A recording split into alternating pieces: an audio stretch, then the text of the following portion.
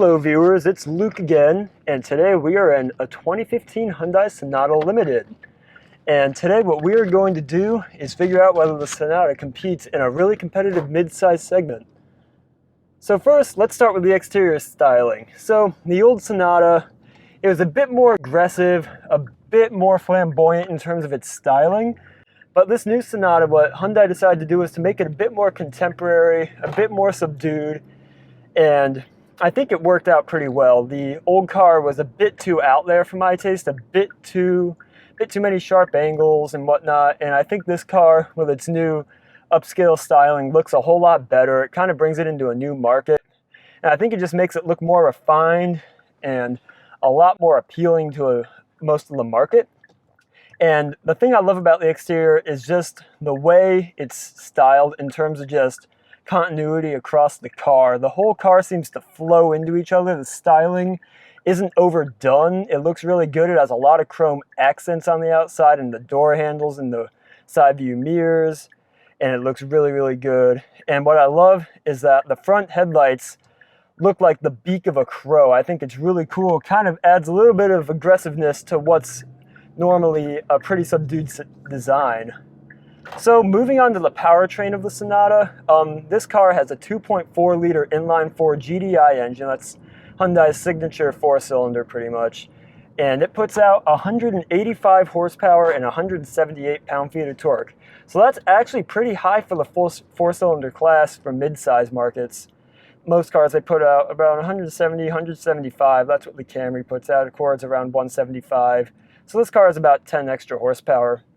And what Hyundai actually did to this engine was tune it so that way you get a bit more low-end torque, which is pretty good when you're just driving around town and whatnot. It makes this four-cylinder feel a bit quicker and a bit more refined. And it's hooked up to a 6-speed automatic transmission, and you may be thinking that's a bit outdated because most people have gone to 8 speeds. Most companies do 8 or 9 speeds, and Ford just put out a 10-speed in their F-150s. But this 6-speed works well. It shifts smoothly. It's very refined. You get good fuel economy with it, and it keeps RPMs low on the highway, so that's pretty good. It does the job. Nothing wrong there. Probably my favorite feature of the Sonata, well, some of my favorite features of the Sonata are the electronic parking brake, which is super cool. You just pull it, and you don't even have to push a lever or anything. It just goes on. And then it has this really cool feature called auto hold, and basically what auto hold does is when you pull up to a stoplight and you step on the brake, and once you come to a complete stop, you can lift your foot off of the brake pedal, and the Sonata will hold you at a complete stop. It'll keep the brakes on, which I think is super nifty. So moving on to the driving experience with the Sonata, it's actually pretty good. You have electrically assisted power steering, which is pretty commonplace for this class. But unlike a lot of other competitors, the steering isn't overly light. It's actually pretty heavy. It's pretty well weighted, but it doesn't really communicate a lot to the driver, and it's pretty low on feedback and feel. I mean, it's pretty much dead. It's not a sports sedan by any means, but just driving it around, the steering, it definitely gets the job done. You feel like you're in control of the car. It being heavy makes you feel like you can place the car where you want it, and it does the job just fine. No problems there. So this powertrain overall, it's really, really smooth. The engine's quiet. It gets you off the line just fine. It feels actually pretty luxurious, especially considering it's a four-cylinder. It's a very refined four-cylinder, and mating that four-cylinder with this really nice automatic transmission makes the driving experience really, really relaxed, and it just cruises really nicely. It's a very good car for cruising. So moving on to the interior, Hyundai did a really good job updating this interior and making it look really luxurious. The old car, it was a bit of a mess inside. It didn't really have a good feel to it. It was overly cluttered on the dashboard. I feel like the backseat room wasn't too great. But with this car, it's very clean, very luxurious, and very, very well built. So the dash is soft touch. You have really nice perforated leather seats, which are heated and air conditioned. You have faux wood trim, which is actually really nice. It's glossed, and it has a smooth finish, so it looks actually pretty real comparatively. And I really like the way the dashboard's laid out. The whole dashboard looks really, really upscale. You have chrome accents around the air vents. The whole center cluster right here is really well done. It looks luxurious. It looks upscale. The buttons have a good feel to them, and all the controls are super intuitive and easy to use. There's big labels. It's easy to figure out which button you want to press. And even the HVAC, the time, the phone, all those controls that are operated down here, it's all very easy to figure out. So the Sonata also has a really good audio system. It's a 10-speaker Infinity audio system. It sounds really good. I mean, Hyundai's paired up with Infinity to create really good audio systems, custom audio for their cars, and it just does the job. It's really good. You have good highs and lows. The speakers are positioned so that way you feel like you hear everything around you. It just feels like you're kind of in like an amphitheater or in like a concert hall. It's really nice. Moving on to the back seat. That back seat is incredible. You have so much rear leg room. It's unbelievable, and the headroom is really good too. It's almost like you're in a limo back there.